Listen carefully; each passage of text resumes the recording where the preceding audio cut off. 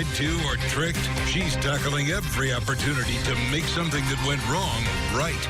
Better Call Bacon is on your side. No matter who wins this election, there is concern about what the outcome could mean for your finances. From your 401k to your taxes and potential job outlook, some people are on edge about all of that. Consumer investigator Shannon Bacon sat down with a financial advisor today. She's here now to tell us what he had to say. Or she. Well, I found people on both sides of the aisle worried about how their finances could be impacted if either candidate wins. And the bigger concern is what happens if there's no clear winner for days, weeks, or even longer. As Americans make their voices heard at the polls, many are on edge about how their personal finances will be impacted by this election. I think we run a risk of closing down the country. A lot of us are getting tired of that. Especially having 5 boys with mortgage and tuition for them.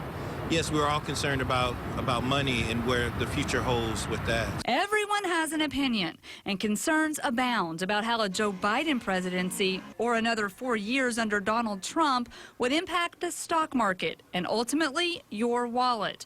Although there could be rocky days ahead, financial advisor Steve Overton tells me we shouldn't panic.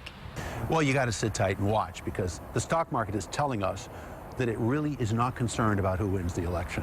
The stock market knows that if Trump wins, he's pro-growth, but if Joe Biden wins, he's predictable. The market loves predictability, and it loves growth. So are you telling me that no matter who wins, it's good for my wallet? I do think so. I do think so. Now, down the road, I'm really concerned. The market's been going strong for years and years and years. Trees don't grow to the moon. It can't continue like this. Here are a few key differences in the two candidates, according to personal finance website WalletHub.